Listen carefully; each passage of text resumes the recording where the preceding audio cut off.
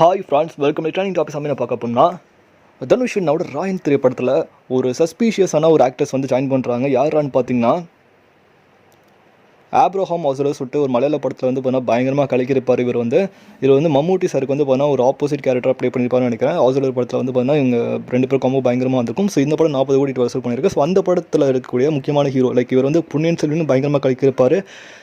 Kamal Haasan sir கூடயும் பயங்கரமாக கலக்கியிருப்பார். So Tamil இண்டஸ்ட்ரியும் சரி மலையாள இண்டஸ்ட்ரியும் சரி பயங்கரமாக வந்து கலக்கியிருப்பார் இவர் வந்து. ஸோ இவரை தெரியாதவங்க யாருமே இருக்க மாட்டீங்க. ஸோ இவர் வந்து பார்த்தீங்கன்னா தனுஷனோட ராயன் திரைப்படத்தில் வந்து முக்கியமான ரோல் ப்ளே பண்ணுறாங்க அப்படின்ற மாதிரி வந்து பார்த்தீங்கன்னா தகவல் வந்திருக்கு. அது தொடர்ந்து வந்து பார்த்தீங்கன்னா இது சொன்னது யாரும் பார்த்தீங்கன்னா சைமா சொல்லக்கூடிய அஃபிஷியல் வெப்சைட் வந்து சைமா நிறுவனமே சொல்லிட்டாங்க. இந்த மாதிரி வந்து பார்த்தீங்கன்னா ஜெயராம் சார் வந்து ராயன் படத்தில் வந்து ஜாயின் பண்ணுறாரு கோட்டுக்கு அப்புறம் அப்படின்ற மாதிரி சொல்கிறாங்க. அதுக்கப்புறம் கந்தாரா சாப்டர் 1 வரை அவருக்கு வந்து ஃபிலிம் வரை இருக்காமா. ஸோ அது வரை கண்டினியூ பண்ணிட்டு இருக்காரு அப்படி சொல்கிறாங்க.